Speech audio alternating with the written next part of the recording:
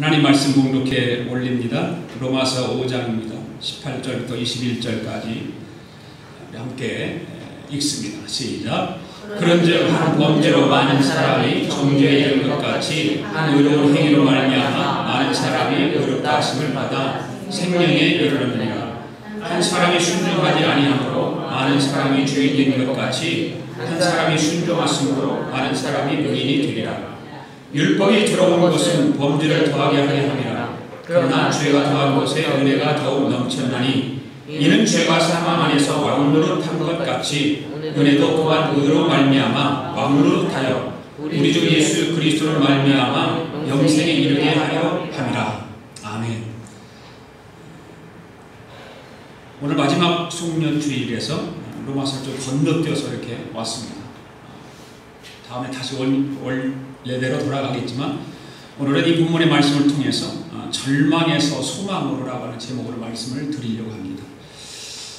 오늘 마성 2009년도 송년주일을 맞이해서 예배를 드리는 저와 여러분들에게 오늘도 하나님의 은혜와 축복과 은총이 함께 할 수 있기를 축복합니다. 옆 사람과 같이 인사를 나누시죠. 함께 인사 예배드리게 돼서 반갑습니다. 감사합니다. 주의 사랑으로 사랑합니다. 오늘도 예배를 드리면서 하나님께서 여러분들을 보실 때 두고 보기에도 아까운 그러한 교우들이 되기를 원합니다.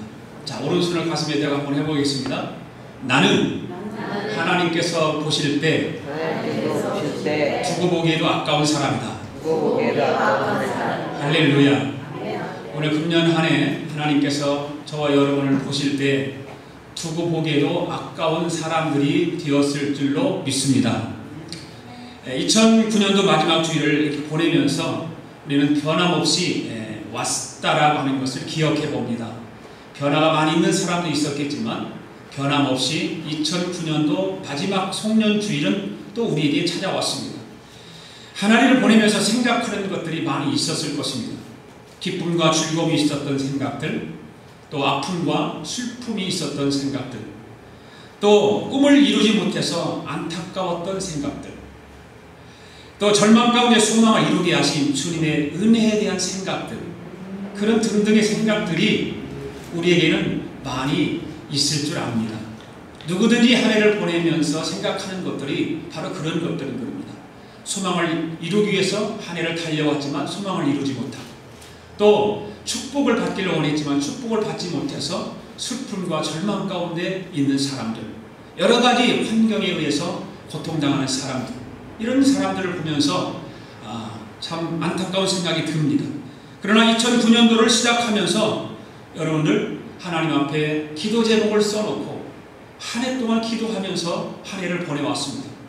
여러분들 기도 제목을 얼마나 응답 받으셨습니까? 여러분들이 송구 영신 예배 때 써냈던 그 기도 제목들을 놓고 얼마만큼 기도했습니까? 송구 영신 예배 때 여러분들 간증을 한번 해볼 수 있기를 원합니다. 내가 한 해 동안 하나님 앞에 기도 제목을 써놓고 그 기도 제목을 놓고 기도하면서 응답받았던 그런 일들, 송구 영신 예배 때 한번 간증들을 한번 해보시길 바랍니다. 준비하십시오. 응답받은 분들은 준비하셔서 송구 영신 예배 때에 간증을 해볼 수 있기를 원합니다. 우리 인간들은 본능적으로 복을 받기를 원하고 있습니다. 또 평안하고 부자가 되기를 원하는 마음들이 있습니다. 그리고 건강하게 오래오래 살기를 소망하고 있습니다. 이것은 모두가 우리 인간들이 가지고 있는 본능적인 그런 반응에서 오는 것입니다. 이와 같이 모든 동물에게는 본능이라는 것이 있습니다. 오늘 본능은 후천적으로 배워서 터득하는 것이 아니라 태어날 때부터 가지고 오는 것입니다. 이러한 본능이 동물들에게 얼마나 원초적이고 뿌리 깊은 것인가를 보여주는 좋은 실험이 있었습니다. 남아프리카 지방에 가면 맥과에 속하는 새가 있다고 합니다. 이 새는 갈대를 부리로 아주 가늘게 찧어서 그거를 어리기설기 짜서 자기가 살 둥지를 만든다고 합니다. 그런데 특이한 것은 이 새는 둥지 입구를 위쪽에다 두는 것도 아니고 양옆으로 두는 것도 아니고 뒤에다 두는 것도 아니고 이 둥지 입구를 맨 밑에다 둔다고 하는 것입니다. 그래서 출입구를 아래쪽에다 구멍을 뚫어서 만들고 거기로 드나든다고 합니다. 이 모리스라고 하는 유명한 조류학자가 그것을 보면서 착안을 해서 실험을 하기 시작합니다. 그래서 둥지에 가서 새 알을 몇 개 꺼집어내 가지고 이 알들을 가지고 새로운 환경, 전혀 다른 환경에 가서 그 알을 부화를 시켜봅니다. 인공적으로 알을 부화를 시킵니다. 그리고 물론 그곳에는 갈대가 전혀 없는 곳입니다. 그 뒤 그 새를 위에서 우리가 흔히 볼 수 있는 나무로 된 새 집을 만듭니다.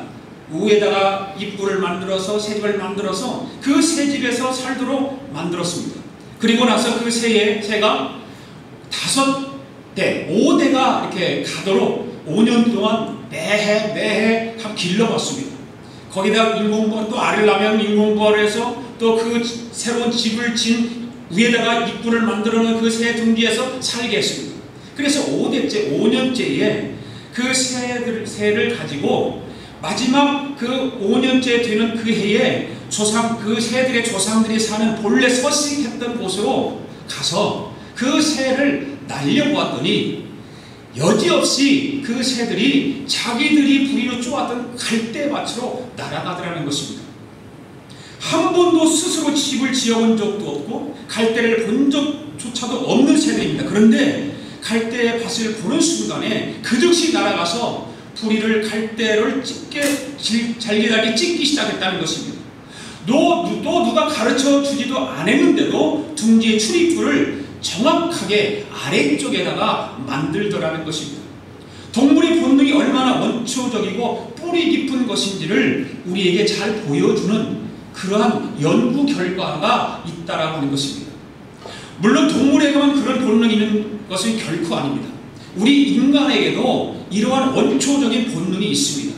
여러분, 갓난아기 학생들은 잘 모르겠지만 갓난아기를 키워본 우리 엄마 아빠는 알 것입니다. 갓난아기가 젖꼭지 빠는 법을 가르쳐줍니까? 안 가르쳐줍니까?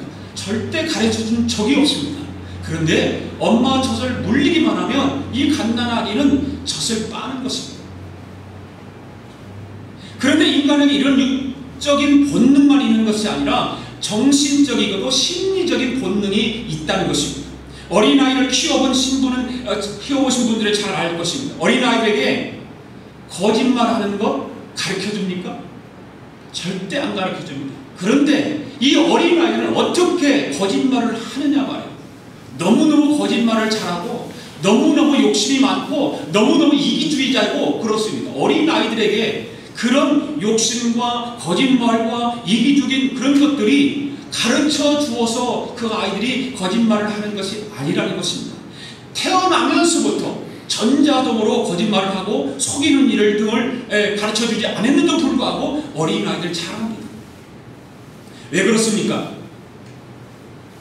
저는 하나님 말씀을 보면서 성경을 보면서 인간은 태어날 때부터 타락한 본능을 가지고 태어났기 때문이라고 하는 것을 발견하게 되는 것입니다. 인간의 마음이 부패했기 때문입니다. 우리가 이것을 신학적으로 원죄라 그렇게 말합니다. 원죄.